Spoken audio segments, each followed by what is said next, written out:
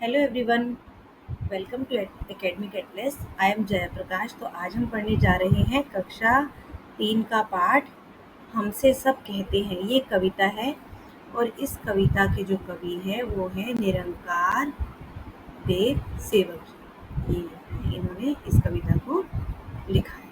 ठीक है। इस कविता में एक बच्चे के बारे में बताया गया है कि जो एक बच्चा है वो इस बात से बड़ा परेशान है कि सब मुझे ही हर बात पे रोकते टोकते हैं, किसी और को तो कोई कुछ कहता नहीं है।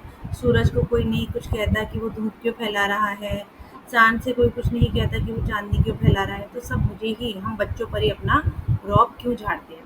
तो चलिए पढ़ते हैं। नहीं सूर्य से कहता कोई, धूप यहाँ पर मत फैलाओ।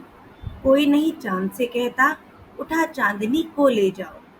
मतलब वो बच्चा जो है वो कहता है कि कोई सूरज से कभी नहीं कहता कि यहाँ पे धूप मत फैलाओ, वहाँ पे धूप मत फैलाओ। कोई चांद से नहीं कहता कि अपनी चांदनी को उठा कर ले जाओ। कोई नहीं हवा से कहता, खबरदार जो अंदर आई। बादल से कहता सब कोई, क्यों जलधार यहाँ बरसाई। तो बच्चा कहता है कि कोई भी हवा से तो कभी नहीं कहता कि तू अंदर मत आना, खबरदार जो अंदर आई। उसका मन जहाँ करता है वो वहाँ चल देती है। बादल से कोई नहीं कहता कि आज यहाँ पे बारिश क्यों बरसाई, आज वहाँ पे बारिश क्यों बरसाई। जहाँ उसका मन करता है बादल का, वहीं वो बरस पड़ता है। वो शिकायत लगा रहा है वो बच्चा। फिर क्यों हमसे भैया कहते, यहाँ न आओ भाग जाओ। अम्मा कहती घर भर में खेल खिलौने मत फैलाओ।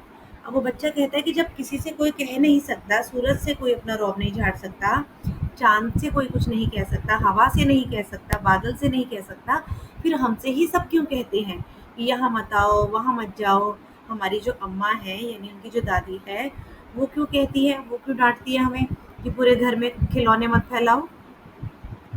पापा कहते बाहर खेलो, खबरदार जो अंदर आए। हम पर ही सबका बस चलता, जो चाहे वह डांट बताए। अब वो बच्चा कहता है कि दादी कहती है घर में खेल खिलौने मत फैलाओ, पापा कहते हैं बाहर खेलो, अंदर मत आके खेलो, शोर मत मचाओ।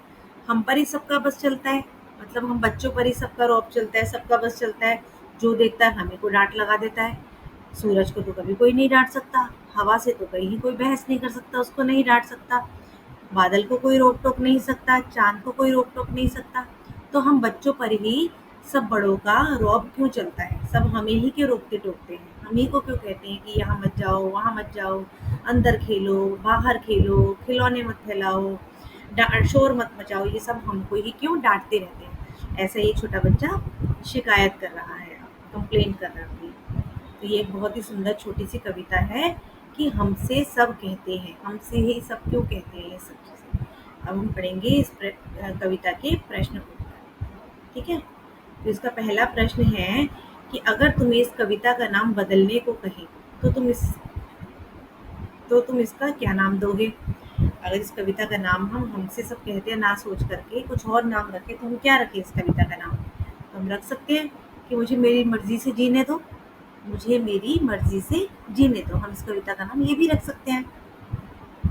अब प्रश्न 2 है, पाठशाला में और घर में तुम्हें क्या क्या करने के लिए कहा जाता है और क्या क्या करने के लिए मना किया जाता है।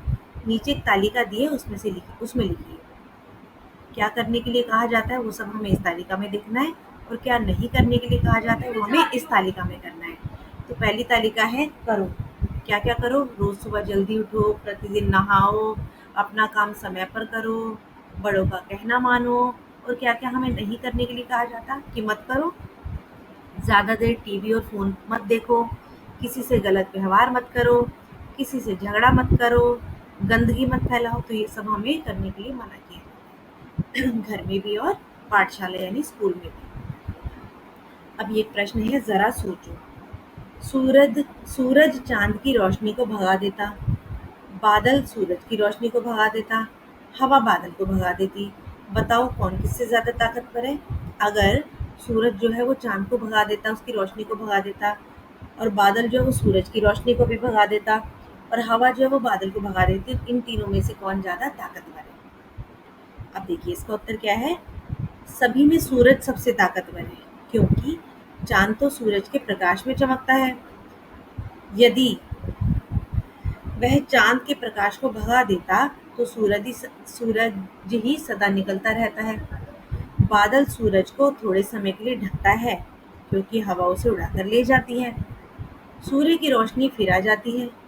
हवा का सूर्य पे कोई प्रभाव नहीं पड़ता, तो इसीलिए हर हालत में जो सूरज है वो सबसे ज्यादा ताकतवर है। ठीक है। वह तुम्हारी बात।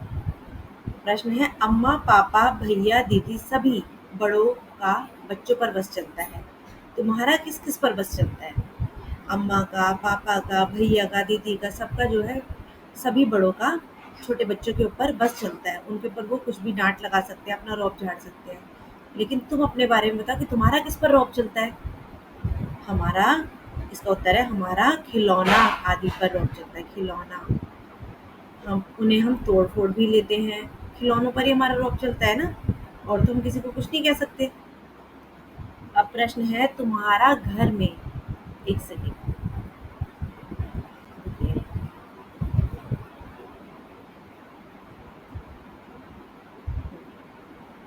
तुम्हारे घर में, तुम्हारा घर में नहीं होगा ये, तुम्हारे घर में, इसको ठीक करना है ना?